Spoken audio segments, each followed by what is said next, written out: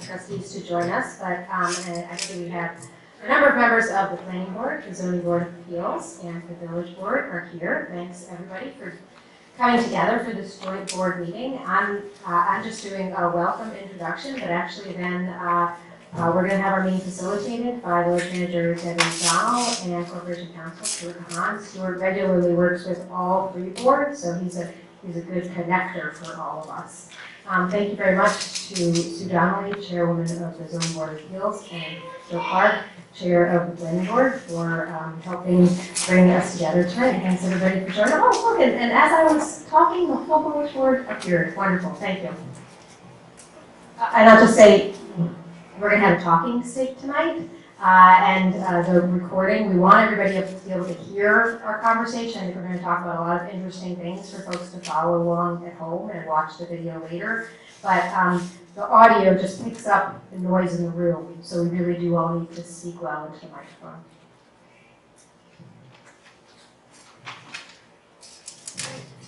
Thank you, Mayor. Welcome, everybody. These are really great sessions when we all get a chance to get together and talk about an issue that's important to all of us. And I want to thank the Village Board for asking for this meeting. It's really important that we talk about affordable housing. It's something that all of us are very concerned about.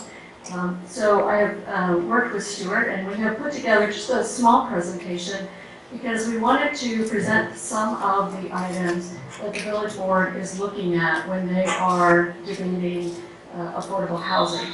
I do not plan to stand up here and talk. Basically, I will present a little bit of information, or perhaps Stuart will present some information, and then we're going to open it up for discussion. So it's really just me facilitating that, keeping a little bit of the time, because we do need to be out of here by 10 o'clock. So what we're going to talk about is really why we're here, the discussion of Local Law 3 in 2018. We're going to do a little bit of a comparison on the current law versus the proposed law.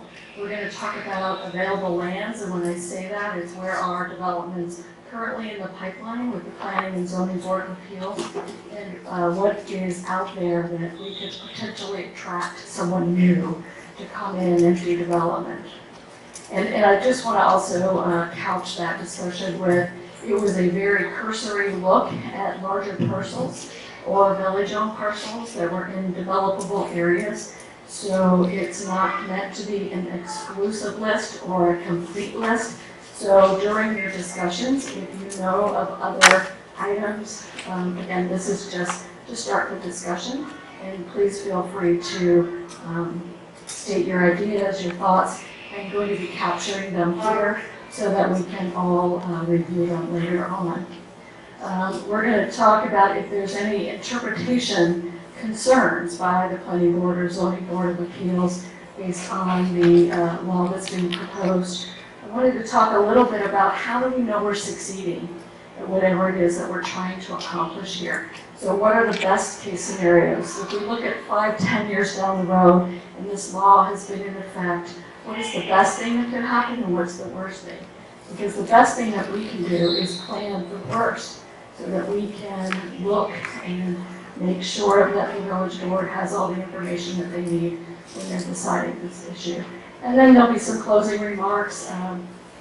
Sue Donnelly, we've asked you if you would do some remarks, and Joe Clark as the chairpersons of the Planning and Zoning Board. So why are we here? It is in our law. It says that the board believes there's insufficient opportunity for families of modest income to purchase or rent dwellings. It's already in our law. That is what we're focusing on. The other is to enhance the public welfare and promote well-being of the village. Current and future residents and board believe it is essential that newer substantially rehabbed units would be required to include, now the current law says 10% of the dwelling units aimed at 80% of the Westchester County area median income or make payments to an affordable housing fund. What is up for discussion is what's underlying is part of the changes to the law. So I'm going to turn this over to Stuart because he's very well versed on the terms and conditions of both the current law and the proposed law.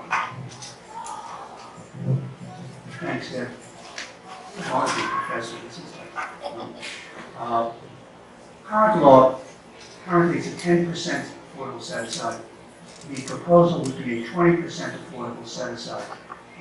The proposal 3 of 2018 also includes a definition, a new definition, which does not appear before, for large multifamily housing, which are 100 units or greater. And for those particular developments, the set-aside, again, would still be 20%, but 50% of that would be at 60% AMI, 30% at 50 to 59% AMI, 10% 40 to 49% AMI, and another 10% at 30 to 39% AMI. And again, that's just for large multifamily. The AMI currently is 80% less area median income for both rental and purchase. The proposed would be 60% less for rental, 70% for purchase. With regard to density bonus, for units that are proposed as affordable, if you have, and I'm just trying to read my own notes here, which I apologize. Proposed as affordable, it's approximately, you would have about 10. Now, if you have 10% low income, which is under our current code, we define low income as less than 60% AMI, you would get an additional 5% of the market rate number that you're putting in. For the units that you initially get based upon your affordable, that's based upon the number of affordable units that are being constructed. Both statutes, and I'll get to the density for the new code in a second, but both require restrictive covenants. Currently, the restrictive covenant, which basically sets aside a certain number of units as affordable, is provided at the time of the building permit. Most other ordinances in Westchester have the restrictive covenant at the time to be filed prior to the issuance of the certificate of occupancy. So a little bit later in the process with regard to that. With regard to density bonus under 2018, again, it's a 20% density there. What we have now, what we propose, or what is proposed, is a definition of very low income, which would be below 50% of AMI. And if you have below 50% of AMI and you provide that, you would get a 5%. You would get a 5% bonus based upon, again, the number of market rate units that you are constructing. If 20% of your units are ADA compliant, you would also get a 5% bonus based upon the number of market rate units that you are producing. Finally, under the proposal, there would be a reduction in parking requirements. You would need just one per unit if you are constructing between 40 to 60% AMI. So that would be a parking change as well, which does not occur in the current law. There are some other changes with regard to purchase housing. As I said, first of all, it is a change with regard to the AMI. There are some changes with regard to how you calculate purchase prices for subsequent purchasers, which is more detailed in the local law. But the key is that we're changing, that would be changed from 80% to 70% with regard to the AMIs. Otherwise, these are your primary changes from what you have currently in Chapter 62 to what is proposed in 3-2018. Thank you, Stuart. Are there any questions, any discussion items? Yes, John. So, do we only have one microphone? No, we have multiple. I forgot. I'm sorry.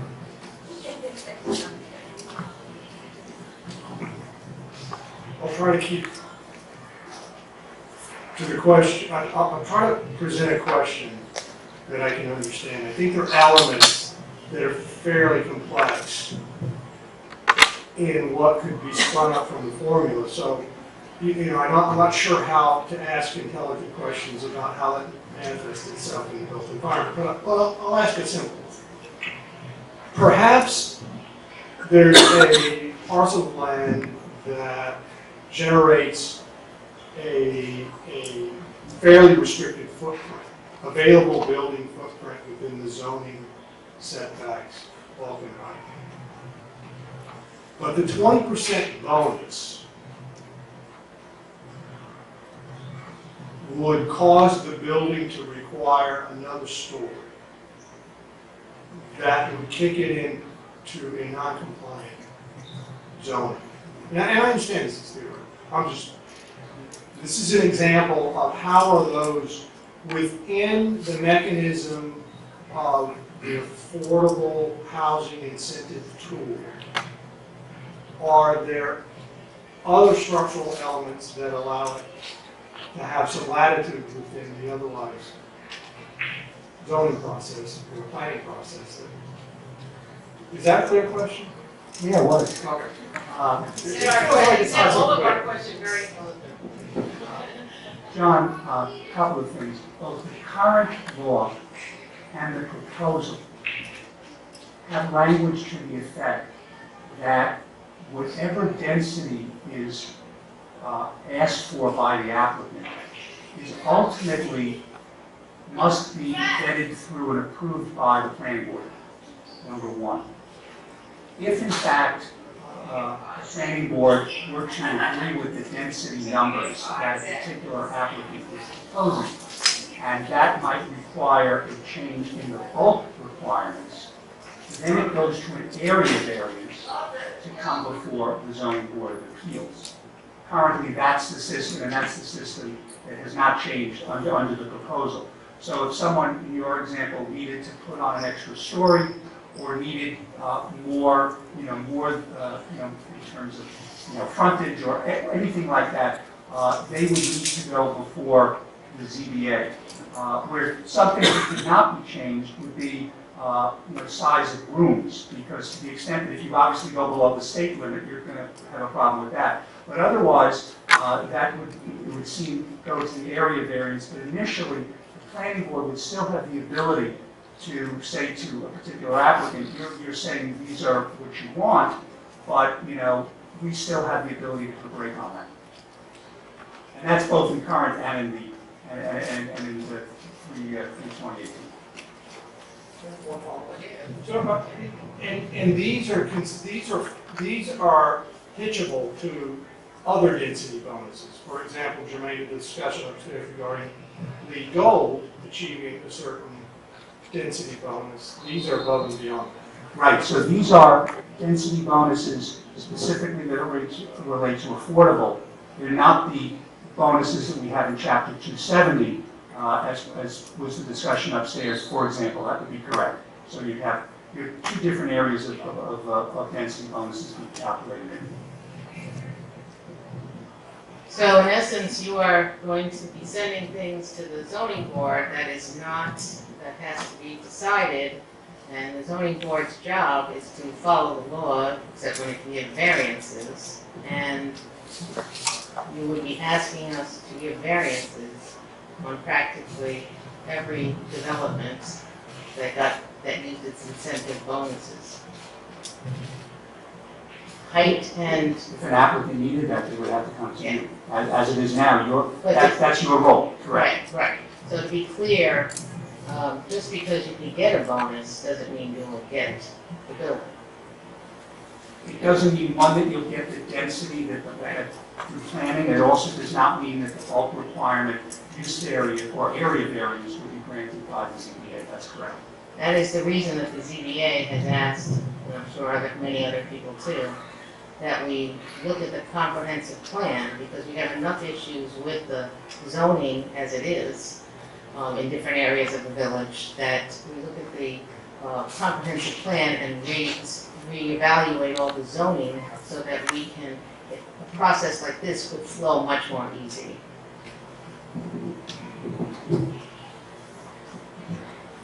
Mr. Tom.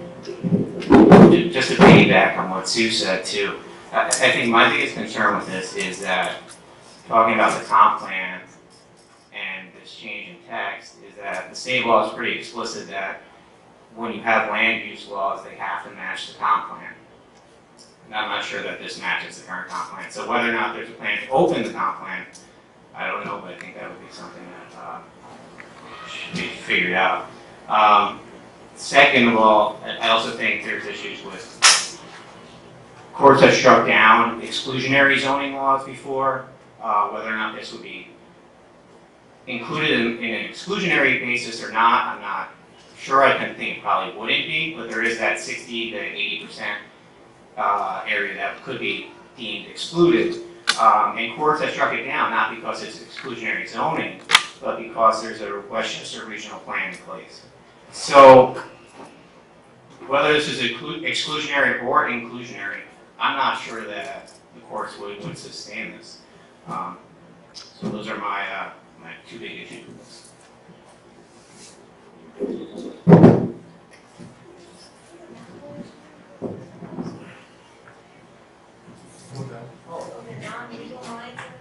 What is that? I actually did What was understand. Sorry. I'll let you go. Which part? The first part? Exclusionary court. Alright, so courts have struck down exclusionary zoning laws, which are laws that said, you can't have such and such multiple dwelling at all in the building. But they did that on the basis that, not that it's exclusionary and therefore discriminatory in any means, but the real basis that they've done it on, at least my understanding, is that they struck them down. They struck them down because there's a regional plan in place for Westchester. There's a regional housing plan in place. Whether or not we agree with it or not, there's one in place for Westchester, and that's why it's been struck down. So whether a court would look at an inclusionary plan, which just goes beyond that, and still looks at the regional plan and strikes it down, I don't know. I tend to think that'd probably be a case of first impression for the court. But there's also an argument to be made that it's exclusionary, insofar as the 60-80% is kind of left in the wind. So just before, Mike, I have a question about the density bonus at the bottom. The 5% of market rate units, is that over and above the 20? So is that really a 25%, or is that 5% embedded in the 20%?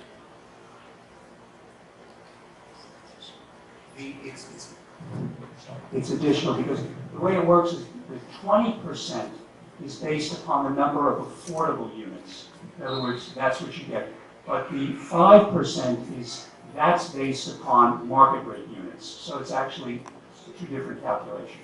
So when the zone densities were determined, there was some study done that said this is reasonable use of land and there are adequate provisions in the area, traffic, etc., that can be managed. And it's essentially the density issue, not just of the building but the area.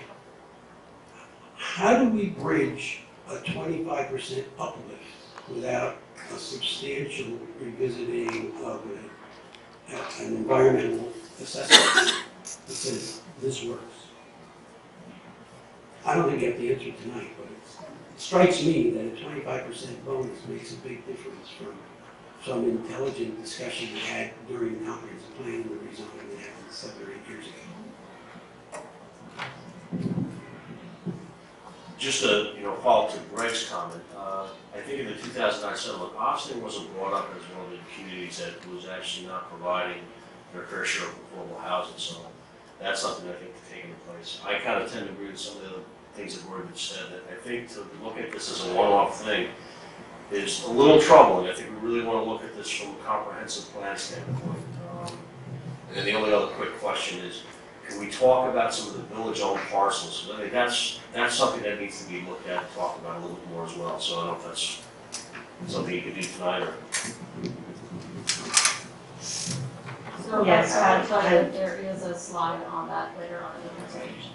And I'll piggyback a little bit on that, because we do, during the downtown revitalization committee's work, we actually look very carefully at those village-owned parcels that have various use and some have no use, and of course also privately owned parcels. So I think because we are a small community, we cannot look at this in a very abstract manner. We have to look at it from the tangible of what we really have. What we have that is undeveloped, what we have that may have to be redeveloped. We're not talking about New York City where you redevelop huge swaths of land and build higher and higher and higher. But we really have to look at it in a very tangible, very practical, very concrete manner to what we have here. I think everyone in this room wants this to work. But if we are talking in an abstract manner about it, we may be overshooting the goal and not get the goal at all.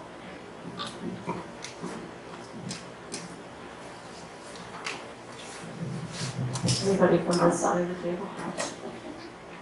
I'd like, maybe we can go through much of what the slides you have, and then I'm sure we're gonna more. You'll have more conversation. There was a question that arose about the law with respect to the comprehensive plan. Our comprehensive plan actually allows us to legislate based on furthering the goals of affordable housing. So in the broadest context of whether or not this is actually in compliance with the comprehensive plan, it would be the action. If you go to that section of the law, that's something that I've spoken to maybe about another matter, but with respect to legislation, it would be within the goals of the comprehensive plan. But it doesn't fit in the zoning code. That's once you want to review your comprehensive plan and wants to change your zoning code.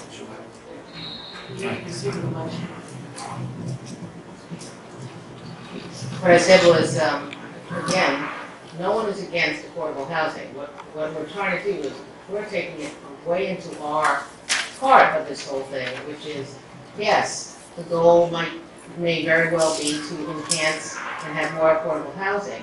But unless you do it with changes, with a review of your comprehensive plan and changing your zoning, just because you legislate something doesn't mean that it's going to fall into place when it comes before the zoning and planning board. That's Okay, let's move on to the next slide. So here's a slide that talks about affordability as far as 30% area median income. So at 80% of the area median income for a family of 4, you would need to earn less than $93,650. Under the new, and your maximum housing cost limit at 30% would be $2,341. That includes all your utilities. Under the new law, if we move it to 60% for an AMI for a family of 4, you have to earn less than $70,250. And the most you can have for housing expenses at 30% is $1,756. Under the home program rent limits, which is a Westchester County housing guideline, when you hit the 60% mark, you actually have other restrictions. So what this means is the rent limit under the home guidelines says that the rent at 60% is $1,687. That's if the property owner pays all the utilities. If the property owner does not pay and the tenant must pay, the rent is reduced to $1,541. There is another rule that says if you earn between 50 and 60, that your rent is $1,370 if the landlord, that means with utilities, the landlord pays the utilities, or $1,224 without. So I think that when we're talking, and later on we're going to talk about the statistics on where the rental rates are and how many people fit in that. So I just wanted to know if there was any feedback on this. Is that a 1-bedroom apartment, 2-bedroom apartment? It's a family of 4, so we're assuming a 2-bedroom.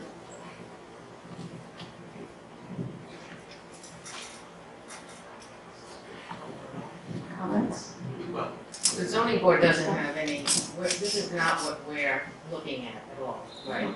And this is part of the law that, yes, you can put into your law how you want to, but I won't now do it. I think the same thing is true for us on the planning board, but how do we think a developer will manage to deliver a 2-bedroom unit for $1,200 a month and make money without some external subsidy? I was thinking as to how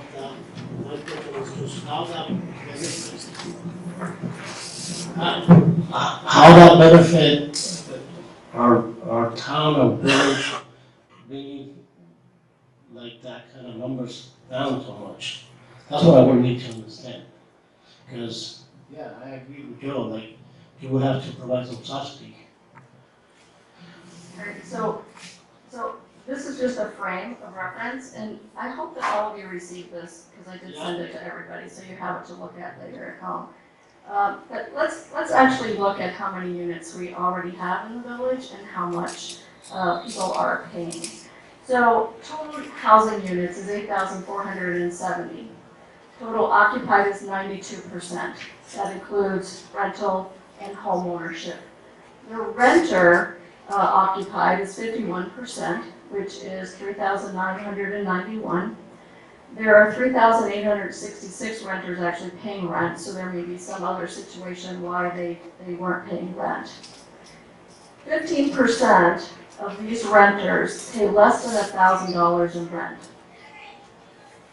We have 38.9, almost 39% that pay less than $1,500 in rent.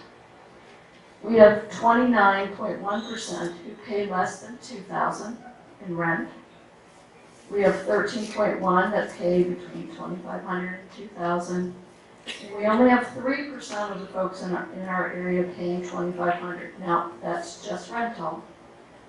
And this is according to the American Fact Finder. So I've put the references on here on a different slide if you want to look at them. I think the issue when I talk to board members about affordability really comes in this other side, where 8%, 8.6% are paying less than 15% of their disposable income. 9% are paying 20%. Another 10.9% are paying 25% or less in their disposable income. And 10.7% pay 30%. Now 30 is that magic number of affordability, right? So if only 39% of our families are paying less than 30%. But we have another 5% that are up to the 35% range. And we have 55.2% of our residents paying more than 35%. And I think that's what it speaks to as far as what my understanding of what the board is trying to accomplish. So, you know, a little bit of feedback, perhaps questions on this slide.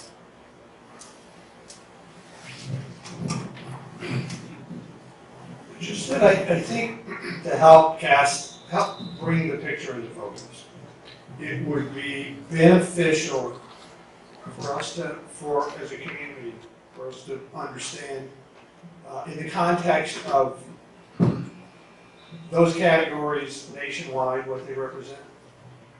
And I think those statistics are fairly easy to ascertain. And I think the other germane snapshot is if you were to look at the home ownership side, how do those compare? And then I think it contextually puts, I think it completes the picture. Sure, so we pulled out the rental because this is what's going to be affected. However, I can tell you that there's more availability in the home ownership category than there is in the rental. But you find the same demographics with home ownership that you find here. You do. Just want to, there's some slides later that I I have more comments about, but I just want to jump in here because there was a reference to subsidies and how are these paid for. I just want to make it very clear that in these types of affordable housing programs, unlike, say, a Section 8 program, the entire burden on creating and maintaining these affordable units is on the developer. And they're generated as new housing is created. So when you go from 80 to 60% AMI, or you increase the set aside, that's a burden on the developer that will be factored into the cost of the development and whether, maybe in some cases, whether the development will go forward at all. But there's not a subsidy, there's no other money that comes in. And this sort of goes to one of my other comments, but to comment on what we're seeing here, I think, you know, it's hard to argue that when you're talking about the 80% AMI or 60% AMI, that 80% is a reasonable number for our community, given what people are paying on the open market for units. And of course, you get into how's that burden going to be borne. That gets to some other issues I'd like to talk about in a later slide, but I just wanted to jump in and address sort of who actually and actually there's in the affordable housing literature on, and I wrote a letter to the Board of Trustees and I cited a white paper, but the subsidy is sometimes, in this case, to explain how it's paid for, is sometimes referred to as a cross-subsidy, meaning that the profits from the market rate units cross-subsidize the loss the developer takes on the affordable units. But it's not and that cross-subsidy is a concept used to explain how the affordable units are paid for, but it's not truly a subsidy. There's no outside subsidy that comes in to compensate the developer for the burden of creating these units. So. I think it's not to paraphrase, but in some instances, if we're going to talk about this subject line, the reality is it modulates the free market cost of those units within the building.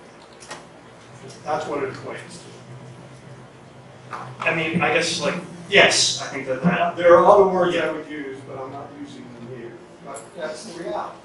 In other words, at the end of the day, the developer has a bottom line. This is the total cost of the project, and they have to go out and get financing for that, or however that's going to go forward. And so, when you calculate the total effect of all the regulations together, and you come up with that bottom line, and if you can't get the return on the investment in Austin that you can get in another community or in some other type of investment, that the money would go elsewhere. I think that's part of the reason that people come to Austin already with such big developments, because that's their justification a lot of times. They'll say, in order to pay for my affordable units, I need to build X number of units. So it's really saying what you're saying, but they already have raised the number of units that might be allowed in a certain area. And I think one of the questions that we would query the board about is to say, it appears, just a question, in the wisdom that to bridge the gap, the financial funding gap that Jeff and I are discussing, the incentive is built in to do that. So that you're not levying a tax. So those are the words I was hesitating using. You're not levying an affordable housing tax on the free market side of the available units to pay for to cover the costs of the affordable units. You're incentivizing the project through the density bonus. Is that I'm asking the board, is that the strategy? Well, specifically, to speak to the reference to incentivizing, I'm surprised it hasn't come up yet, so I'll bring it up. We did a housing needs assessment last year, and this the components, the basic terms of this local law number 3 are presented to us as a good chunk of step number 5 in the housing needs assessment. Step number 1 was clarify your economic development strategy. What is your economic strategy for your community? And a lot of that would be what sort of incentives are you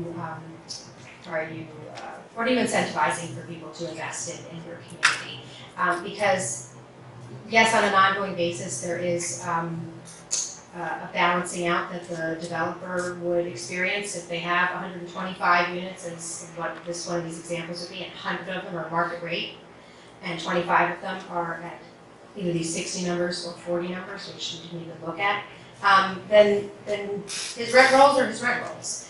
But if the village has actively worked with developers to come in and work with developers who do a good job at finding incentives to minimize their expense in the construction, because they're incorporating a large number of affordable units, then they have an easier, a shorter time to be able to reach a return on their investment.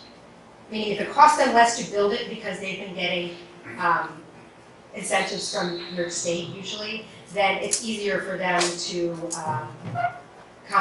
be able to have the rent rolls that are slightly reduced for these 25 out of 125 units that we're talking about. Does that make sense? There's more than one way. So I think the answer to my question is yes. Yes, what I understood your question is, was bonus density used as a way to kind of incentivize the project, and the answer is yes.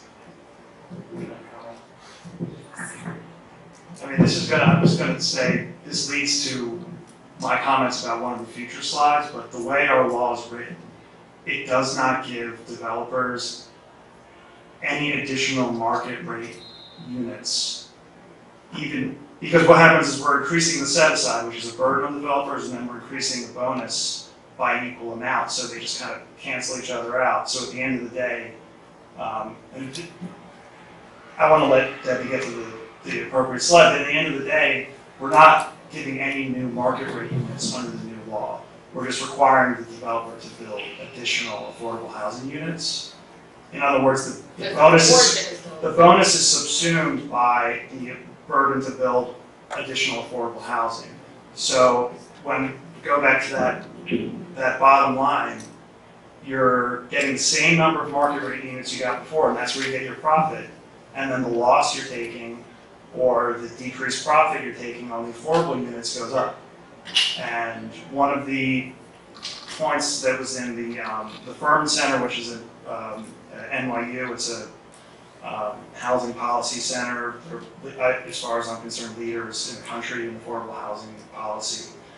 They've said that when you increase, or maybe you have no affordable housing program or set aside, when you institute one or when you increase your burdens on developers, that you concomitantly give a density bonus, or you increase the underlying densities that are permitted there to sort of to generate that affordable housing without creating new burdens, and in some ways maybe even incentivizing over and above what you already permit. So my concern is that the law just puts a burden without giving a benefit. And I just want to put it out there that I personally would like to see as much of this affordable housing, this type of affordable housing created as possible, and I'm just concerned that we could potentially just disrupt our housing growth by creating, a burden without any kind of corresponding benefit. So.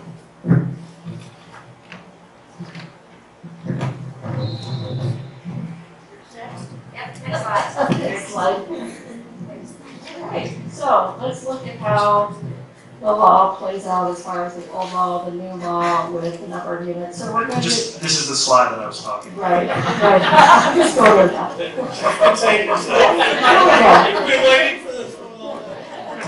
It's been a knuckle binder. All right, so under the old law, if, let's say, a builder comes in and wants to build 100 units, and at the 10% affordable, we're asking them to take 10 of those units and make them affordable. So because they did that, they get a bonus density, which is the first bonus density that they get for 10 units. The maximum rent at 80%, these are the numbers that we had before, is $23.41 for the affordable. If they build them, even though the law says 80%, but they choose to do the 60% LMI, they can get a second bonus of an additional 5 units. So in all, you're either building 110 units or 115, depending on your choice of 80% or 60 for the units that you want to build. May I just ask, we've had our affordable housing policy, our current one, in place since 2006. We've had a number of buildings that have been constructed in that time that have the 10% set aside for 80% area median income. How many developers have elected to build any up to 60% AMI? I'm asking a question that I know the answer to. The answer is none. None. Okay. They've only done what's required. If I could just, the breakdown of the 110 units there, that's 100 market rate units and 10 affordable units, correct? Right, so in the beginning, Because it's you got- 90 market and 10, but then we let you build 10 more to get to 100. Right, so it's like you take a base density of 100, 90 of those are market rate and 10 are affordable, but you get 10 more market rates, so you end up with a bottom line of 100 market rate and 10 affordable. On the old law. On the, So, right. On the current law. the old The law. current law, Yeah. the existing law. It is the current law, since changed it. Right. This is a pet peeve of mine, language-wise, and since we keep saying bonus, it's a requirement. We call it bonus, but it's a requirement. They don't have the choice unless they buy out. To make the affordable, Right. to 10%. Yes, they're required to do 10% affordable units, and therefore we give them 10% additional units that they can build above what was originally conceived for the, whatever zone they're in. But it's not like other bonuses that we have, other bonus densities are optional. This is not optional. Or they would have to put money in the Right. They can buy out. Right. If I could just add to that really quickly. What, we call it a bonus, but we should be aware of other types of legislation that other municipalities use. For instance, a true density bonus, if it's legislated properly, will incentivize the creation of affordable housing over and above any set aside that is required. And our law is sort of circular. I don't know if it was some sort of mistake in the way the legislation was written, but it's not truly a bonus. It's just, I mean, as the mayor said, you're getting back something that you have to do anyway. It's a requirement and a built-in incentive. It's not truly an incentive, because incentive implies that, incentive is, you have a carrot and a stick. The carrot is the incentive, the stick is the mandatory, but here, there's no carrot, because you're required to build 10% set aside, and you just get the carrot for free. Can I ask a question? Just a point of clarification, when you were doing the slide before, sorry. So, under the affordable housing, anytime there's a two-bedroom, it must be a family, is that correct? Because of the way the formula works, a single person doesn't get a two-bedroom, or am I wrong? No, a single person would not get a two-bedroom, because the way our code is written, it's the number of people who Yes. could live in the particular unit. So it's goes by square footage, but you would not, basically, if you have two bedrooms, you would at least have 4 people. No. Depending on the size of the bedroom. Oh, 3. Well, it depends on the size of your bedrooms. Would it be fair to say 3 to 5, depending on, okay, so Yes. 3 to 5, you could use an average, but the average family might have 2 kids. Generally, probably 3 to not 5. 5, probably 3 to 4. Yeah, so, in the units that are being built, anytime you have this formula, because we just had this conversation at one of, I don't think it was a planning, but it was EAC that was brought up about the school system. So you could go on the market rate, and there might be people who buy 2 bedrooms because they buy 2 bedrooms. It could be a single person, it could be somebody downsizing, but in the formula of affordable housing, all 2 bedrooms go to families. Is that a fair statement or not a fair statement? Well, the affordable income limits and housing requirements are different. So the model that we use is a family of 4, and that's at 100%. That's the middle. And then if you have less members of your family, then those numbers go down. If you have more members of your family, those numbers go up. Okay.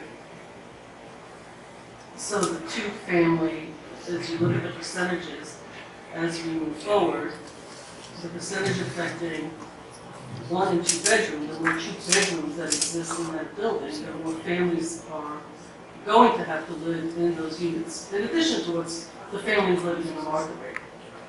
I mean, is that a fair statement, is that correct? Because it's a discussion about, that the school brings up all the I time. think overall it's a fair statement. Okay. Go back to the forward. You want to go backwards? No, go forward. Oh, forward. Okay. So under the new law, we have the same builder coming in with 100 units. At 20% affordable, they have to build 20 units. They get a density bonus of 20 additional units. The maximum rent has now, at 60%, is $1,687 or $1,541. If you have a very low income, this is also in the law, which says that if you're at 50% or less, you can get an additional 5 units. Did I say that right? Yeah, okay. If you create ADA apartments, and 20% of all of your apartments, market rate or otherwise, are ADA, you get an additional 5 units. So the bottom line is you can either build 120 units or up to 130 units. And just to bring it all the way around, that lower, not the 120 units, just assume they don't take advantage of additional bonuses, that's 100 market rate units and 20 affordable units. Correct. So the difference between the, I won't say old law, the current law, and the proposed law is 100 market rate units and a burden of building 10 additional affordable units. I'm using burden because it's a cost. And under the new law, it's 100 market rate units and an additional 20 affordable units. So that's basically placing the burden of building 10 additional affordable units without providing any kind of corresponding benefit in the form of additional market rate units. And my point here is if we just increase the burden without in some way finding a way creatively, maybe looking at changing the underlying zoning densities and things like that, and that's why I think we need to look at the comprehensive plan is to do that process step by step. But if we just increase the burden without increasing any kind of benefit, I think we run the risk that we will deter development, and then we won't get the affordable units we want, because these affordable units only come into our market if they are created through essentially new development or substantial change, but I think we're talking mainly about new development. And if those new affordable units don't come in, we don't get the market rate units either. And so that puts a bottleneck on the growth of housing in our community. And that will have an effect on property values, upward mobility, the opportunity to buy housing if people are looking to purchase market rate housing. On rental units, it will have a bottleneck on housing across the board. So I would like to see more affordable housing, but I think you need to take a comprehensive approach to this. So I concur with everything Jeff said, and I think there's a broader policy. There's a broader policy narrative that goes along with this, but in the context of this discussion, as these proposed laws relate, or this proposed law relates to our job as a planning board and a zoning board, I have 2 questions, maybe a third. Stu, the first question is, and I'm not sure you can answer it here, but in the formula that's delineated here, related to the parking discounts, I'm not sure how that would manifest itself here. I do think compartmentalizing parking discounts is potentially problematic in legal challenges as a subset of subzoning allowances. I'm not gonna, but I do think what Jeff is speaking as it relates to the lens we look through is the stressed economic model. And I think we would all agree, it's in some way, form, or fashion, a development economic pro forma is going to be challenged by this bill. And I think the reality for us is that challenge is going to telegraph into the type and quality of developments that we see. So the elements of good planning and compliant zoning that I think we're charged with trying to move the needle toward the good is going to move in the other direction. Because, I mean, I think that's the reality of the economy of development. So, I have a question.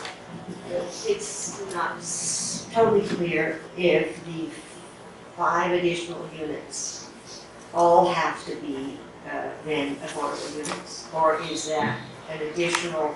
Is that 5 units that that actually can be full market rate in the 50% VLI and the 20% ADA?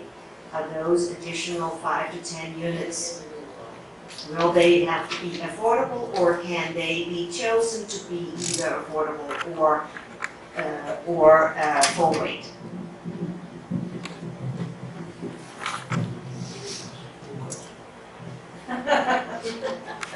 Thank you, John.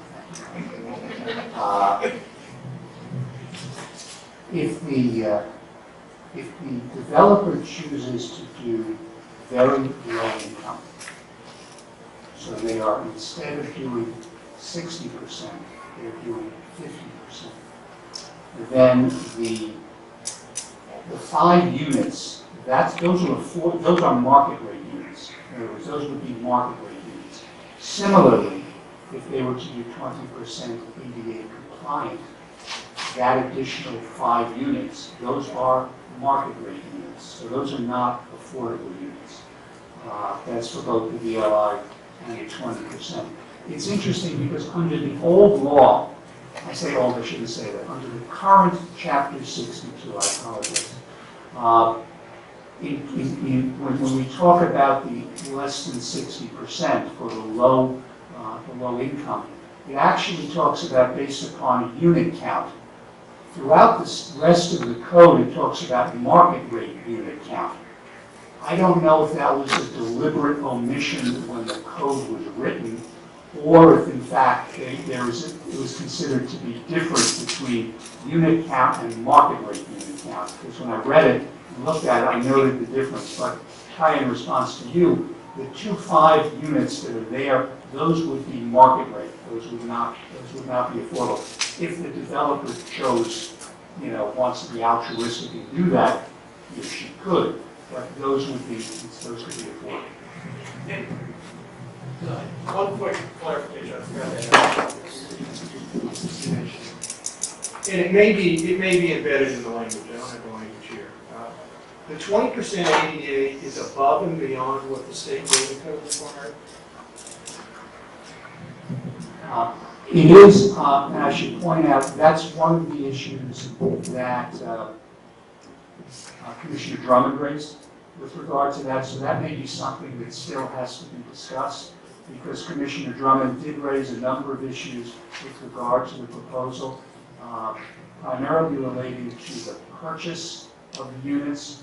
In the Commissioner's view, the 70% AMI was too low for purchase. Her view is that simply no one would be able to get a mortgage at 70% AMI.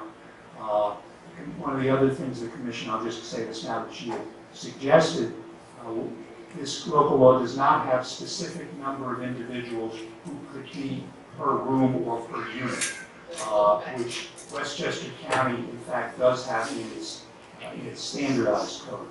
The reason that that was suggested by the commissioner is that instead of having to put that into each restrictive covenant for each development, it's already in your code as to what you would have to do. So, but John, directly as what you say with the ADA, that was an issue that the commissioner had raised, so it's something that I am in fact, looking into as to whether that particular incentive should be. Doesn't the ADA applies to public spaces, not the particular units? That's not the ADA. There's other aspects of federal law, but that's not the ADA. I learned something new every day. But the point is, to the extent that certain units would be made compliant for those who, require wheelchairs or anything like that, that would provide an incentive to that particular developer. But it has to be worked out as to whether that's something above and beyond what's already required, because that may be actually asking too much of any developer to do because of the expense that's incurred with regard to that. I just want to make sure that I understand this. And I'm wondering if this is an example of what Jeff was suggesting, which is that we provide, that is truly an incentive, that they will get some additional market rate units if they do some, they help further some of the goals that we have in affordable units. And in this case, including up to 5 units that are designed for people with special physical needs. In this scenario, if a developer maximized the incentives, am I understanding that there would be 110 market rate units? There would be 20 units at very low income, meaning up to 50% area median income, and 5 of those very low income would be ADA units.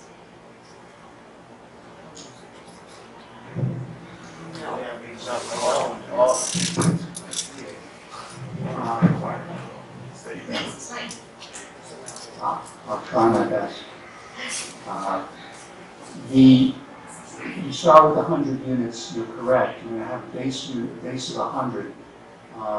Affordable, at that point, 20% would have to be set aside. So you've then starting with an 80-20 split. If you then are, then the developer gets, just by doing that, because he has to do the 20%, he will then be able to match the number of affordables to his market rate total. So his 80 would then increase by a number of 20, so then you're at 100 plus 20. If the developer decides that he's going to make, instead of doing just 60% AMI, he's going to do 50% or lower AMI, then in addition, then he would get an additional 5 units, 5 market rate units. So his 20 affordable units would be at 50% or lower AMI. So then he would be at that point 125, actually, excuse me, he'd be at 105 plus 20. In other words, 100. And then if let's assume just for this that the ADA argument is acceptable. If the developer were to make 20% of the units ADA compliant, and I just have to double check to see if that was 20%. I believe it was written to be 20% of the affordable units to be ADA compliant. That would be that.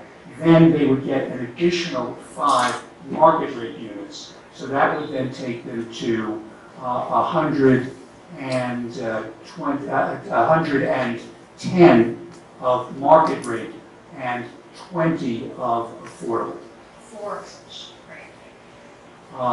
That's right, because then he would, that's right, because at that point he would be doing that percentage. That's correct. So if the math holds, if I understand the math correctly, under the current law, we're really talking about 90 market rates and 10 affordable to start with. That's correct. That's what you must do. That is required by our code. Now, With this scenario, Let me finish. Okay, because I think there's a point here that we're also missing what's density and what's required by law. So from what the logic was that you were just putting forth, it would be 90 units that are full price, 10 that are affordable no matter where you start. Then you say, I would like to do another 10 units of affordable housing, and you get those 10 units on top? No. Okay. So I don't get it.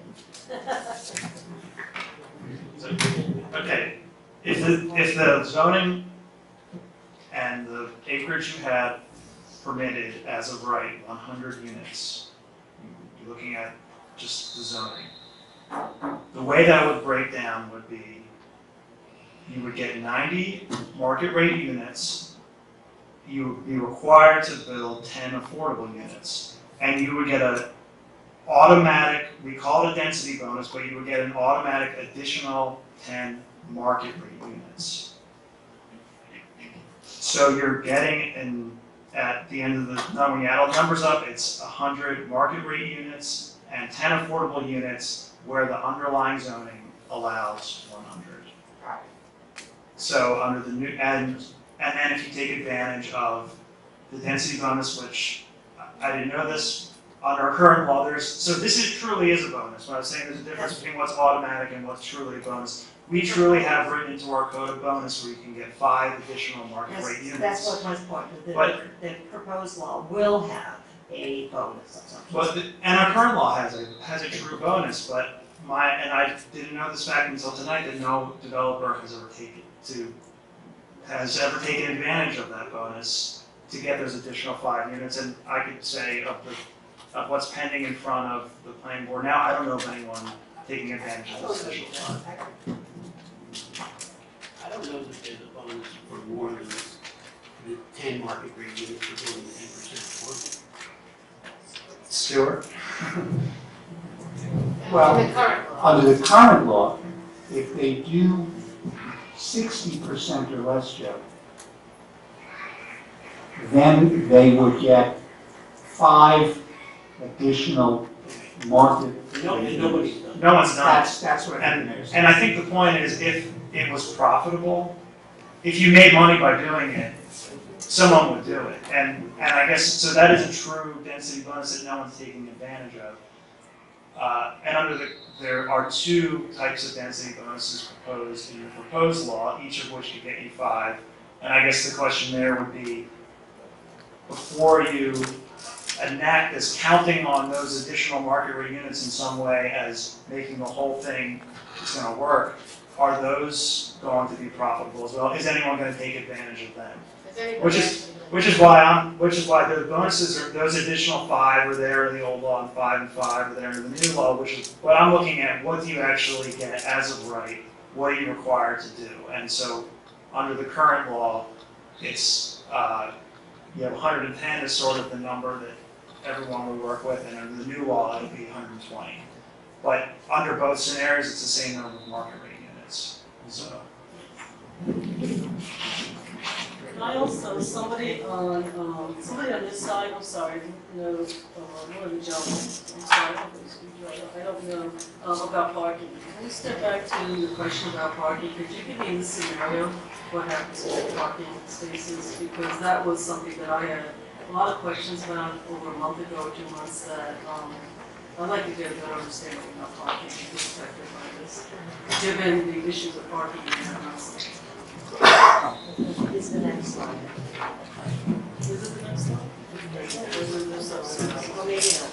The proposal under 3/2018 would be that if you're constructing between 40 and 60, so that would effectively put you into the, well, if you just get less than 60 there, you would get, your requirement for parking would be 1 space per unit for those affordable units, as compared to what is currently required under the zoning code now, with regard to parking requirements, which also depends in part on what zone you're in terms of what your parking is. But basically, it would be 1 per unit for, if you put it Across into the board. Well, between, but it's only for affordable units. That parking reduction is only for affordable units, that's correct. So on market rate units, if you have a two-bedroom, how much parking do you require? Gotta look at the bulk. Depends on the zone. Depends on the zone. And I was under the assumption that ADA always has that extra parking, so if you're allowing for an increase in ADA, aren't you also going to have to account for parking for that? Because isn't that a part of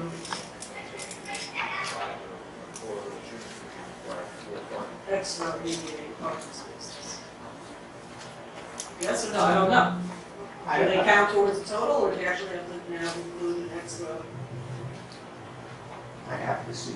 I don't have any answer That's a for it. question. Yes, it is. Alright. For example, just in Appendix C of the zoning code,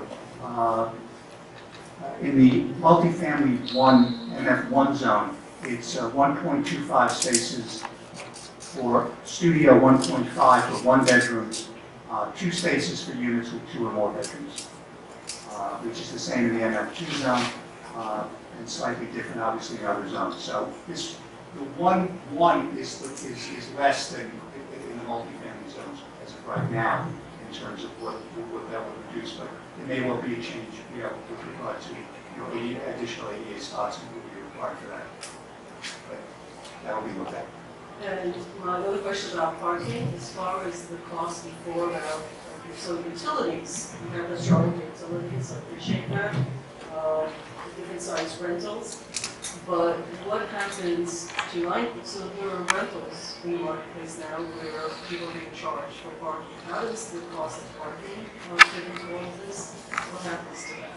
I mean, to your point about developers, incentives, etc. So how does that play into parking on the affordable side? Because I saw utilities, but parking is not a utility. No, it's not. How does that play into the numbers of affordable housing on parking spaces? Yes, if any members of the board might know, because in terms of some of the different, like Harbor Square or places like that, because we've had certain issues. Like, the board members to my right, so I'll talk to my, no, I'm talking to my trustees members on this side. So what I can speak to is Harbor Square. For the parking, because they can't pay more than 30% of their income towards rent. My understanding, and the one who best knows is IFTA, because they actually lease up the units. My understanding is that they were given a free parking space versus, in particular outside, because the garage was for charge, so they didn't have to pay for parking. Because however they calculate the rent, they couldn't pay more than 30%. But they're open to open parking because there's no numbers.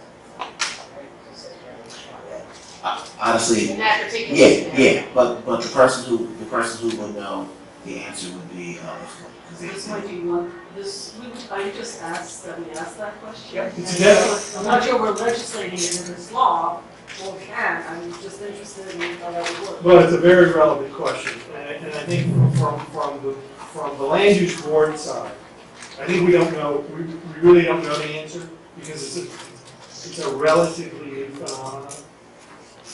For those of us who have been on the board for years and years and years and years, we never really faced the narrative that parking was a la carte costs. When parking was mandated and built into a site plan, it was there. And the presumption was it was dispersed among the units equally and freely. Then suddenly something else, another scenario surfaced, and we didn't know how that fit to our law. So I think it's definitely something that may be related here, but certainly is related to the next generation adjustments to the company. Now, hasn't maybe this is for the planning board. Haven't you guys waived parking requirements in certain developments? And we can't waive parking requirements, but at least we can modify parking distribution. And We did a parking waiver Oh, in downtown, Yeah. oh, yeah. There's a letter Yeah. that's floating around for That's longer what than I they're care to saying, remember. right, Yeah. that's, It's sort of a get out of jail pass for parking. And actually, I would just note, since we're talking about affordable housing, and this was Member Beldati's suggestion at our meeting, when we did a parking waiver recently, as part of the exchange with that developer, we mandated that one of the 4 units that were, it was being a commercial building being converted to residential, that one of those 4 units be made affordable. So that was just another, we created an affordable housing unit that had nothing to do with the set aside. And I think that goes to some of the other points, that there are other ways to create affordable housing units of this type than just through set asides. And I just wanna, the waiver notion of parking has to be addressed.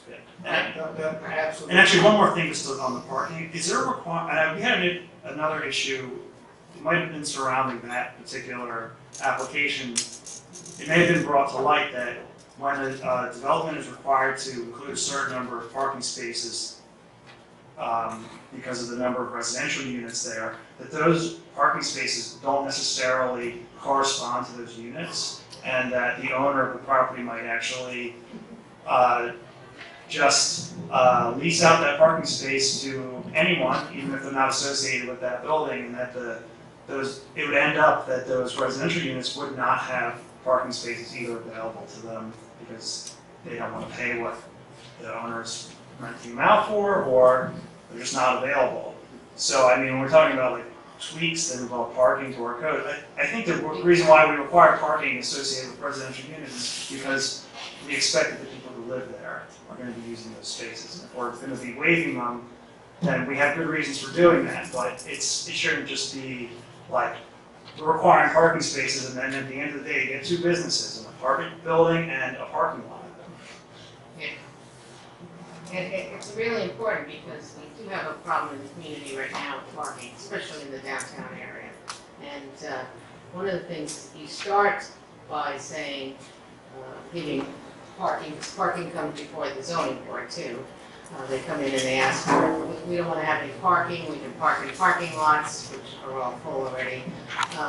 You set a precedence for the future, when people come before you, that they can get these same, that they don't need to have parking for their tenants. But your point is very true too.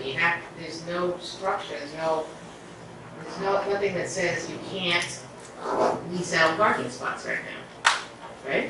As far as I know, that was what came up at our meeting. And so that goes back again to, the people that live in these boards, we need the comprehensive plan reviewed, updated, and the codes reviewed and updated.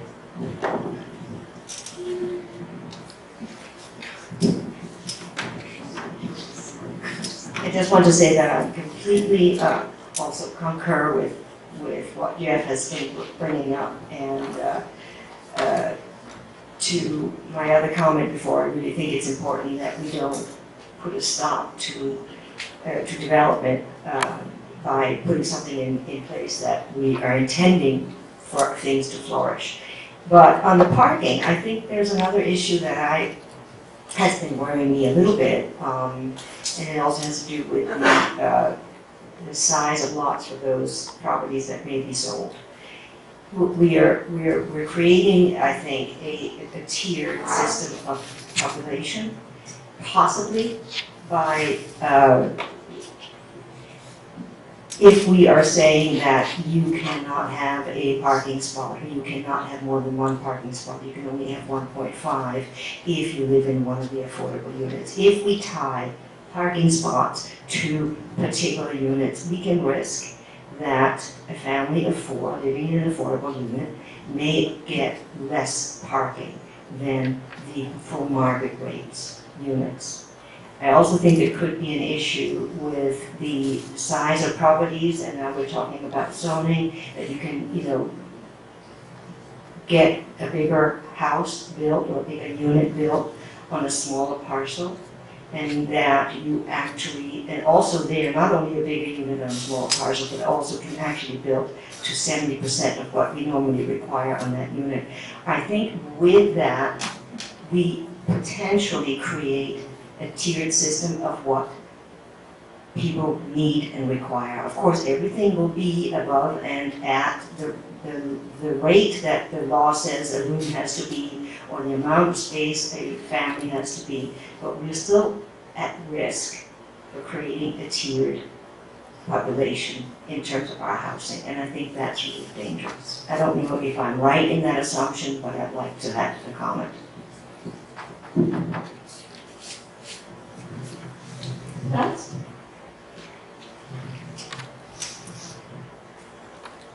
all right, so we want to talk a little bit about the lands that are available and what is currently in the pipeline. So in the planning process right now, we have Hudson Step. They are proposing 160 units, and what I've put on here is the size of the property, so it's 5.9 acres. Plateau on North Water are proposing 137, and there's 5 acres. Riverwalk, which is off of Snowden Avenue, is proposing 65 units, and they're 6-acre lot. 49 Spring Street is proposing 12, and that's 1/10 of an acre. Yes. Did Hudson Step go down because they were at 189? I'll have to look that up. Okay. So the Snowden, off of Snowden Avenue is 198, and it's 11 acres. They have already agreed to a 20% set aside, but at the 80% AMI rate. So these are currently at one board or another, or in the environmental process. I just, before people at home start getting upset, I just want to clarify, the Snowden Woods proposal has not even been proposed or started down the path. We are still in the process of doing a draft environmental impact statement, correct? That is correct. I just want to say something about the Snowden project. I think it's a little misleading just to say, and I know this might come from the planning board, I'm not prejudged, just in terms of this discussion here, I think it's a useful example. The developer has not agreed to provide 20%, without any other benefit. The developer has asked in its petition for zoning change to be able to double the underlying density. So that project is in the Conservation Development District. Currently, you can build 6 units per acre, and you can get up to 8 units per acre by providing additional incentives to the village. That's 8 units per acre. The developer has said, give me 16 units per acre, give me double what the zoning allows currently, and I'll give you 20%. And so I just think it might provide a useful example for going back to where the profits come from to justify the additional affordable housing. And there's an example, so it's not just, 20%, yeah, we'll do it, it's 20%, but give us double the density, which is completely different. Great, thank you. So what are some of the other areas that we have that are available? So the village owns property 3.6 on the Val. We own a 3-acre parcel off of Sandy Drive. Market Square totals up to 0.68 acres. The village, Main and Secor, so if you have Secor Road and you have Main on the other side, and we own various parcels in between there. There's a parking lot there, but if you add them all together, it's 1/10 of an acre. At Central, and which is by the river, we have 2 parcels that split by the river, but so one of them is 2 acres and the other is 1.5 acres, which can't really combine them into 3 because you have a river that runs through them. Or you could, it'd make a great development, wouldn't it? And then on North Water, we have one other that's right by the overpass, and that's 1 acre. We have the Baker property off of Croton Avenue, which is 0.36. We have the old nursery that is available for development, and that is 0.8 Now, our larger tracts are two that are not available to us, but it is Mariondale at 56.9 acres and Sing Sing State Prison at 48.9. So, So I just would like you to say that Croton Baker and the Croton Nursery, those are privately owned. People might yes, not be and able it to see the says, screen, oh, okay, yes. right? So, this is online. If you go online, you can get this. But yes, these are privately owned, all of these, and the village owns some of these properties. I'm not really sure if we have other properties or that are interspersed somewhere, but I'm not sure anything would really lend itself to a larger development for housing that would be applicable to this new law. That's just what I came up with. So there's a couple of small things there. In Sandy Drive are really very small lots. And they would be really strategic for any of the Snowden projects if they wanted to bargain with us for something. And see, here again, I'm talking about bargaining, because it's access to Sandy Drive, it's access to beach for some of these properties that really can't get anywhere else. So we just have to know what we have and what we can bargain with. There's one big property, there's two actually that I noticed. There's Lafayette Avenue, which is the trailer park. Now, I know that we're renting this out to, or that is being given or used by Sing Sing Prison for their trailer park because they have guards who can't afford to live here and who live here partly. Now, this is owned by the village. Again, that is another possibility of creating housing that can incorporate Sing Sing employees as well as others. I mean, that's just a thought. Then I also have looked at another one that I don't know what is going on Fairview at the end there. There's a big piece of lot in Fairview that I'm just looking at the map. I have no idea what it is, but it's a big, big lot. Yeah. You know, do you know that it's? Fairview Place. 97.15.2-40 is a village-owned property. It's between Fairview and the next one up. Of course, we have Acker and Nelson, which is part of Across some of Sun this. Spring, it's across the street Yeah. from the Hudson. Yeah. It's, It's in I there. once told them they were gonna put a Walmart. Right, right. So there are some properties that we don't really know about, but they're there. You have to watch your steep slopes and your. Absolutely, but we're watching Street Slope right now with Hudson Step. I mean, that is coming to a place where it might be really possible. So yes, we live on a steep slope in Hudson. So there's much more that we can look at. So you're gonna look into this and get the information and look at this list again based on what you said, right? right, I'll look at these two parcels. So while you have these items that are in the planning process, are these going to be part of the 20%, or are they grandfathered in at 10% because they are already in the planning process? So that's a matter of discussion with the board. The argument, when I say that, I mean the Board of Trustees. The argument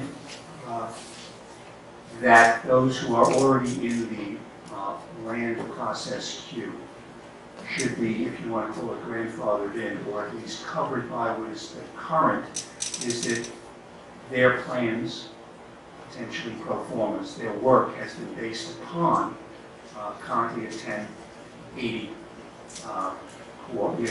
numbers. And that would be something that the Board of Trustees would have to consider in terms of what would be their, in essence, effective date for the code, and what would it mean in terms of particular, where you are in the process. Does it require that you have a building permit? Well, the fact is that the projects that are up there, no one has a building permit. Hudson Step has actually approvals, but the others are still, in stages before various committees and boards. But, so the question would then have to be, and with regard to Snowden, just piggyback on both what Jeff and the mayor said, it's actually currently just a zoning text amendment that's really before us now. There is not even a quote plan with regard to Snowden. But, and I mean Snowden at the bottom, not Riverwalk Snowden, for the 65 units. But in terms of effective date and who would be affected and when, that would be something that the Board of Trustees would have to consider, because it's not something that is currently the way the proposed law is written, is that the effective date would be upon filing with the Secretary of State.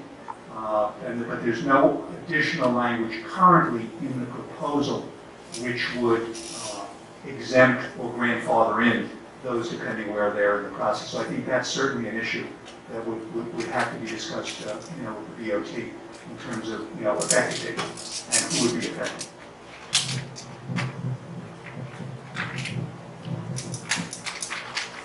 Just one quick comment.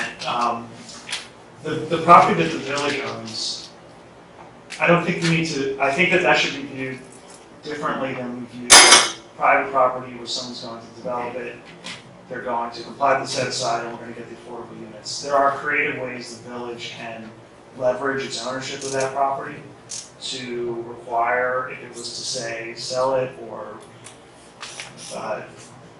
develop it in some way, however that process unfolds, to require more than 20% of the units to be affordable. And I'll just point out that there are developers who specialize in building extremely high quality, 100%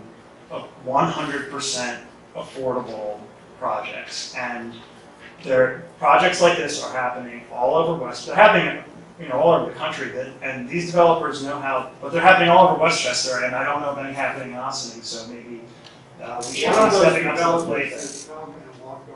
Yeah, and Three developers are approaching people, so there is So- people getting approached out there. so those developers are there, and that's a way that you can generate many affordable housing units without having to sit back and wait, because each of these projects, you can do the numbers and say, oh, well, let's add all these numbers up and, what's 20% of all that, and this is what we're gonna get, but even if all of that comes to fruition, that's over a long period of time. It's maybe more of a trickle than a stream of affordable housing coming in, and we could do high impact, high number affordable housing. And there are people that are working with some of those developers at this time, so it should be interesting to see as they come forward. Is this discussion transition to another discussion? No, but I think, Debbie, were you gonna Because I'm give really. us a time check? No, it's 9:30. Someone else can go. Oh, sorry. So the next slide was really about what are the different land use board interpretation issues, things that you are thinking of, but I think you've all been sort of putting them out there. Is there any other concerns that as a land use board? Let's maybe go back to the chart. So back to this last chart, Jeff brought up an interesting point. Not only does the village own the top part of the parcel, but they actually sit in many different zones. So it will be very interesting to see just how economically feasible some of these smaller parcels are at any cost. And comply with the current zoning. Because this is just affordable housing legislation, it doesn't really do anything to the underlying zone.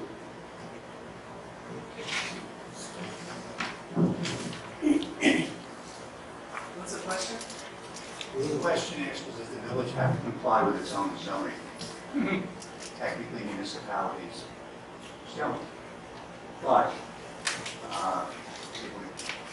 it may well behoove the municipality to comply with its own zoning. But is it actually required to? The Court of Appeals has indicated they don't. But that's more of a question for the board to consider in terms of, would certainly have to comply with secret under any circumstance. But in terms of its zoning, That's more a policy decision to make, and, you know, the decision is to, with folks we want to consider that we're working. So that would actually speak to question number 2. Because if the planning board is going to approve it, then we have to comply with the zone. If the village board decides it's a special district or whatever it chooses, they can decide at the end of the day. And you certainly don't want to stagnate other development. Anything else? So measuring success. At the end of the day, how are we all going to measure that we were successful, this legislation was good? Or I think some of the concerns that I've written up here were things that were already brought up by the group. That what if no one built anything ever again because of it? I don't know what the answer is.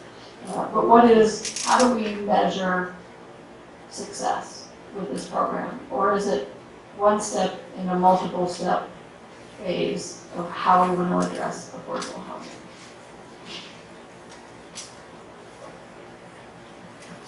Is that open for comment? It's open for comment. If nobody says, I'm going to go around the table. Oh, all right. So I think actually the mayor said something at the beginning of the meeting, that this is actually step 5 of any number. And I think step 1, and I think you brought it up too, is there's an overall economic assessment that has to be done as part of a comp plan. And I think, while this is all good, I think, you know, there's some, at the end of the day, the balance sheet for the village as a financial sort of institution needs to show at least an even balance. We have to be careful, because I think somebody brought up the statistics here about people who actually own these communities probably mirror very closely the rankings as well in terms of their affordability of living here. I also am concerned about, and it's not largely a village or town tax issue, I don't think, but when you look at the tax, the affordability index of Austin compared to other municipalities, we're sitting at the sort of the high end of that. And that means that a fair amount of that, for the services we get, for the price of our housing is actually higher than it might be in other communities. And one of the responsibilities we have is, and I think it goes to the economic assessment, what are we going to do to fix that? Because I think, while it may be affordable to buy here, it may not be affordable to live here. And I think that's true whether you rent or whether you own, because the costs are more in some places. And in fact, the economic balance sheet for apartments is a very tenuous thing. Because the more it costs the landlord to run his operation, the less his balance sheet looks, the less revenue we're making. So I think it's a broader picture, and I think there's maybe some scenarios that should be included here. So what if we did this? What would the impact be? How would the community enrich itself by that? To that, I'll also say that we already have in the worker housing study some really interesting data which is readily available throughout throughout our community in Westchester, is about our demographic, how people make their living, how much of that money goes back into the community and in which way. Is it, how much of our community, because we have a lot of people who are coming from South America and Middle America, how much of that money is an all cash economy?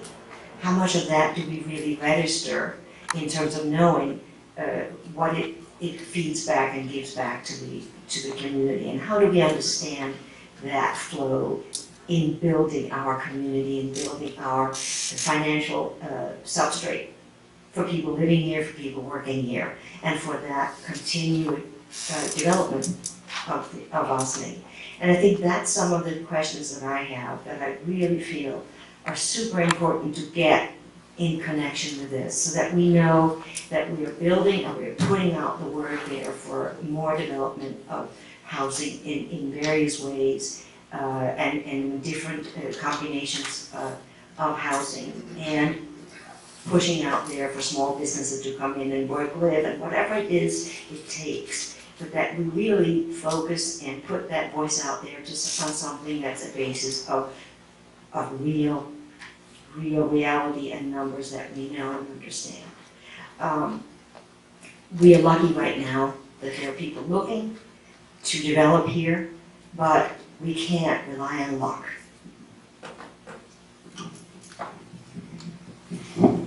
Dave, just have one more slide, right, and we'll do some final comments for everyone. Right, oh, this is actually, this is it. There we go. So I actually, before we get to the final, with respect to time, so the question was about what does success look like? So, you know, first of all, I want to thank all of you because this is a part of the public input, and I know you don't best represent the boards that you sit on, or your citizens who live in the community, so you wear a couple of hats. So one of the things that I would be interested for me is to look sort of at, it's a Furman Center, right, at NYU? Furman Center. Right. So one of the things that looks like success is to understand where the finish line is. It's to understand what you want to do. If the numbers look like a community should have X number of affordable housing out of the total stock in 5 to 10 to 15 years, what is that number? So we could do a relative renters to owners, and we could do relative anything to anything. But it feels to me very much like the thought process and the way this law was brought to fruition doesn't take into account what you want the place to look like. Like, is 50% of affordable housing total for the community, is that your goal? If you've exceeded it, then you don't need to create new laws to do anything today.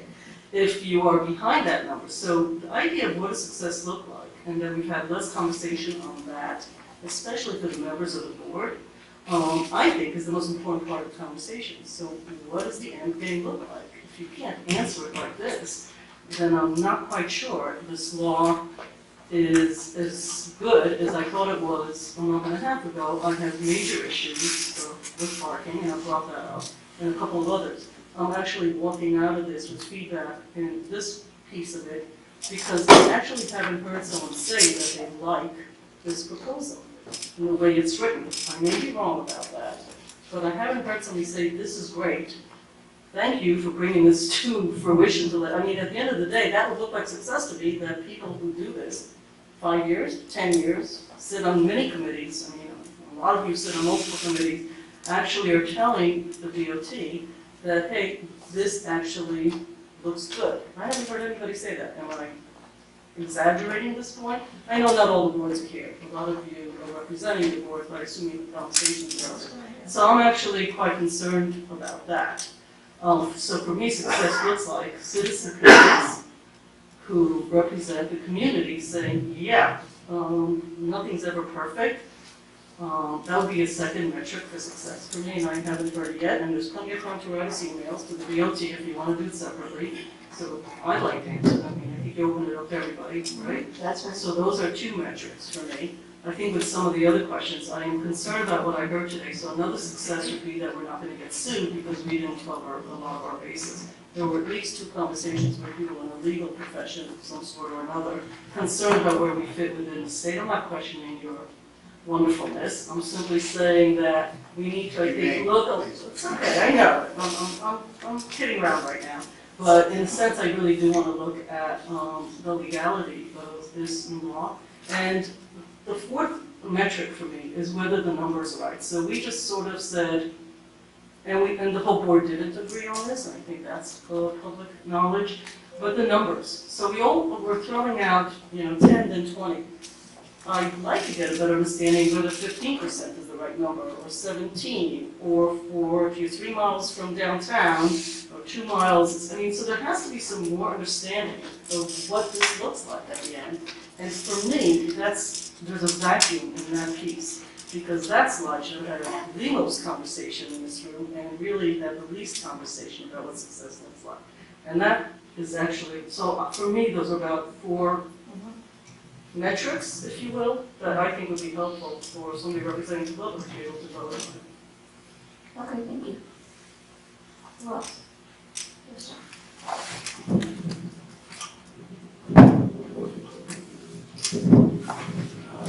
I guess I'll just start by saying, again, echoing Trustee Love, thank you all for coming today. I find that the written word tends to be abstract, and that the presence of you all being here and listening to you speak is very informative and very helpful. We don't do enough of this, society in general, and I think we should have it a whole lot more. If you ask me about success, I think that the thing that kind of drove me in relationship to this policy is that I feel as though that we obviously need economic development. We also need affordable housing. I think the striking figures of renters that are heavily burdened rent and mortgage burden for that matter, it's a staggering number. There's other information that shows that the median salary from the year 2000 to this year is less than it was. I mean, economically here in this village, people are not making as much money as they were before, and as we all know, everything is costing more. I believe in the theory of unintended consequence, and because of that, I think that this particular discussion has generated a much broader need for exploration. I don't believe that our affordable housing situation is going to be solved by a single policy.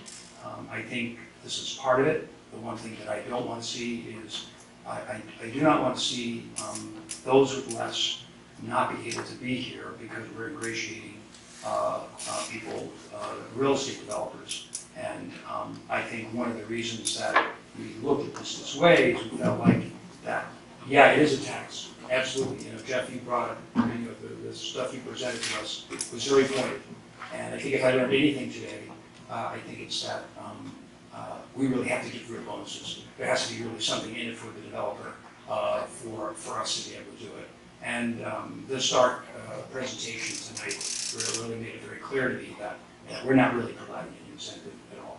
There's just nothing there. So I think we need to go back to the drawing board in terms of what type of real incentives we're going to provide. And I'd certainly be interested in a follow-up conversation with you about that, because I think you can be educated by your experience and your knowledge of these things. I believe that our policy with regards to zoning, we have different areas are either setbacks and heights, or there's zoning, densities and things like that. I think we need to get into a comprehensive plan review. I think that's the only way we're going to find that happen, make that happen. But I am concerned that some ships may have sailed, and may have lost opportunities to be able to get more affordable housing because of things that are either in the pipeline or things that may happen in the future. The last time we did the comprehensive plan, we looked at a moratorium, and I'm not sure that that's whether it's the right time to do that now or not. But I think before we jump in with a lot of economic development, we really need a plan, and we need to decide what parts of the village really need to be targeted for development, what areas we really want. And I have to tell you, I go back to having been on the comprehensive plan previously and worked on this. I still don't understand how it is we allow us to pass a law where you can't build in certain areas as of right. I still to this day am troubled by that. And that's a place where we really need to decide where it is we want our larger buildings with more density to be built. Not in a large way, but in a significant way. So, and that would be part of a larger comprehensive plan, where we really need to look at everything. And obviously, I'd like to be engaged in that process based on my experience in the past. But again, thank you everybody for here. This has really been really helpful for me, being in your presence and hearing everything that you had to say. I'm not sure what's going to happen with this. We obviously have to go back to the drawing board and look at it. But we'll just leave it at that, and obviously we'll sit down with my fellow board members and have further discussion about this. Just a minute. Sure. So I kind of want to echo what Deputy Mayor Cotton said. Thank you so much for all being here.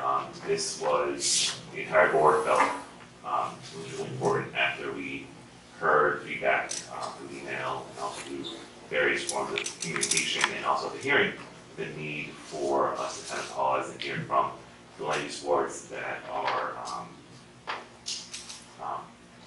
the ones that actually see projects from start to finish, and of course your roles when it comes to land use.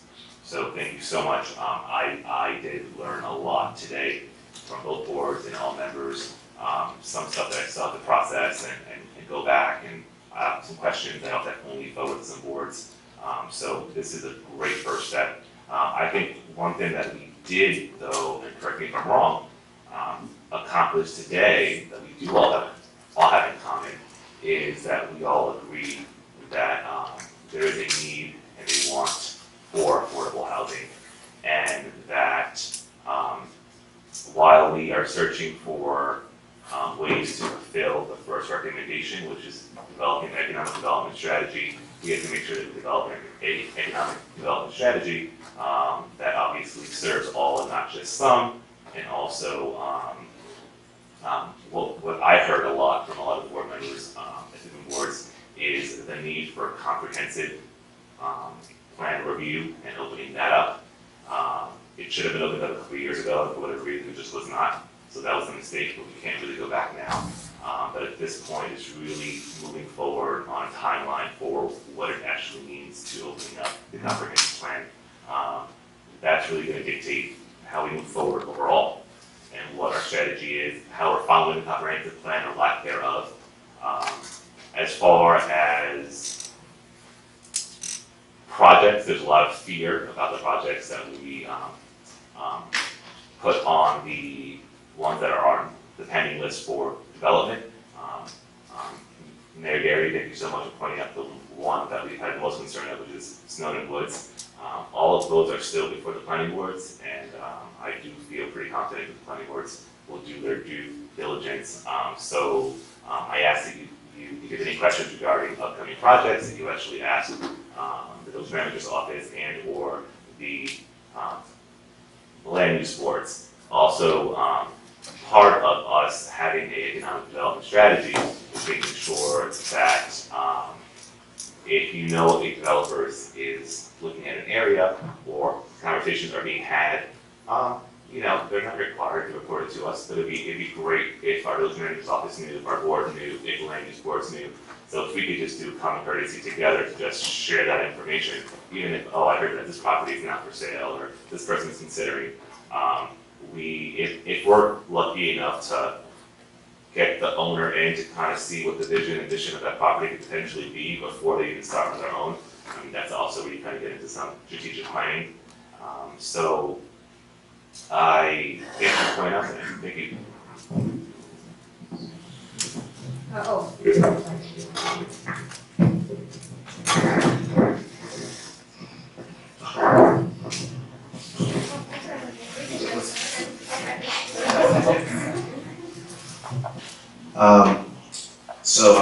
This is it's been a couple of years since the planning and zoning board has got together. We have, in my experience, we have often talked about just coming together as a community of boards and discussing this matter. I do want to slightly differ from some of my colleagues. There's been a lot of mention of the comprehensive plan. We've been actually having this conversation definitely 2 years, and even in the beginning of the conversation, there was always a strong understanding that we had to go back to the comprehensive plan.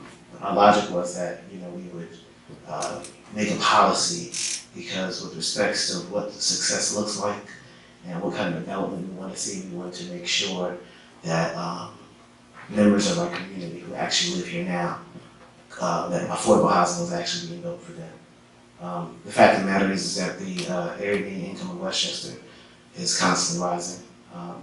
Initially, when we first had this conversation, the area median income of Westchester was $111,000. Today it is $117,000. Like many of us in many communities across Westchester County, we try to find ways to become vibrant, right? So we are looking at our Main Street corridors, and you see a lot of communities continuing to push mixed-use development. But as we continue to build mixed-use development, and as we start to bring in more people with discretionary income, our overall area median income continues to rise. I believe it was, I can't think of them right now, but they just did a report. Remember the organization, I know Karen, Paddle for Progress, yes, thank you. Paddle for Progress recently did a report that showed that our median income was $61,000. So essentially, as I'm looking at these new numbers, and as I'm looking at the 80% number, and I'm seeing an apartment, a two-bedroom apartment that is $21.97 without utilities, or was it with utilities? With utilities. With utilities. That currently in our current law, that's what we're building two-bedrooms for. Knowing that our median income is $61,000, it would seem that we are building affordable housing for people who are not within our community. So I don't know where we're going to go with this legislation. I do think we have to do some tweaking, but I would echo the sentiments that I wouldn't want to wait too long, because projects are in the pipeline. They're projects that may come, but if we are building affordable housing for people not within our community, at this point, at 80% AMI, I don't really know. There's only a couple of $100 difference between two-bedroom at $21.97, or actually one without $21.97 and the actual market rate two-bedroom apartment that is being built currently.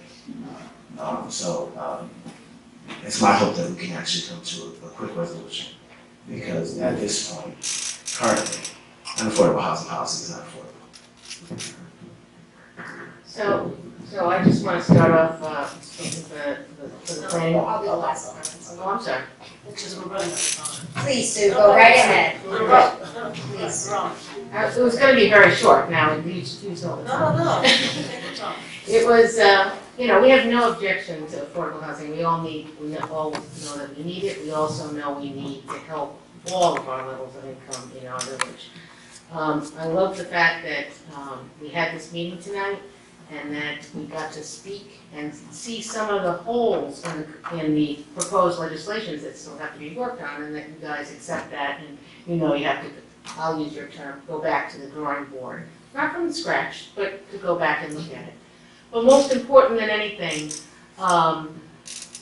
there is other opportunities out there. And if you stay closed-minded and look at just one thing, like this has been occupying a lot of your time on your board, that we can, and as you said, we can get people to come to this community and look at different opportunities. It might be village property, it might not be village property at this time, to really bring a neighborhood up and to build good, affordable housing at all levels, and not skyscrapers, because every article I read on affordable housing says that you should do the townhouse concept, and that's the way people want to live, and we must keep the essence of this village too.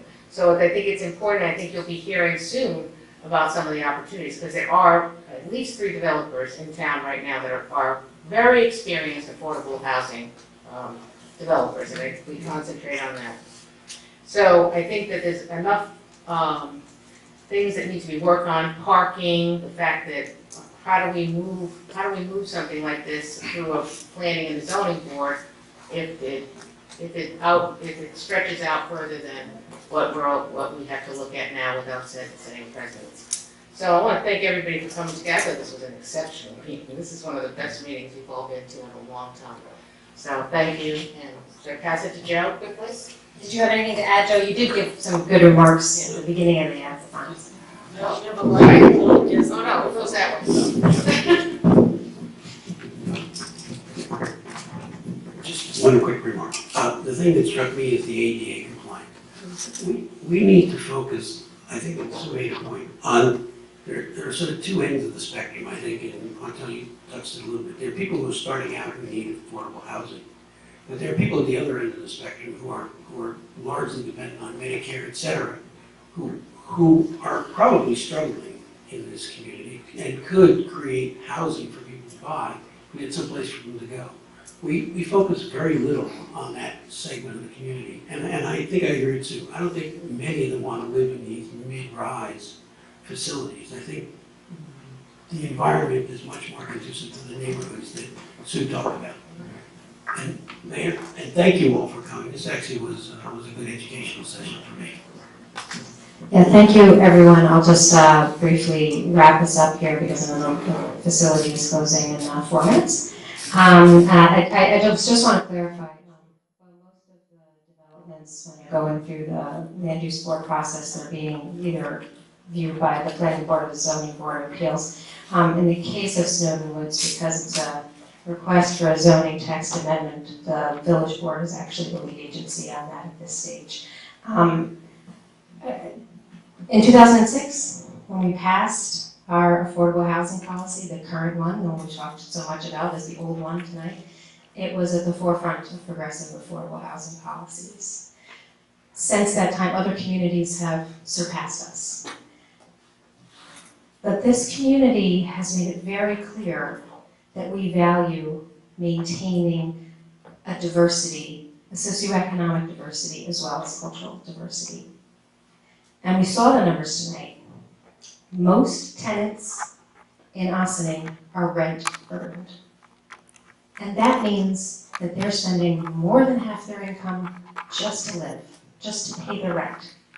And so they don't have any money to go out and spend it on Main Street and spend it in our local businesses. We're not selling BMWs on Main Street.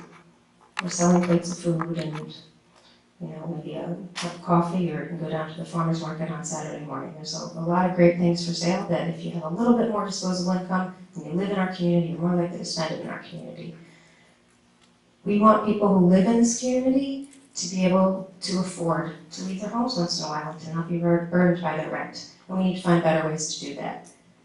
This policy, a set-aside, is one potential tool that could be helpful.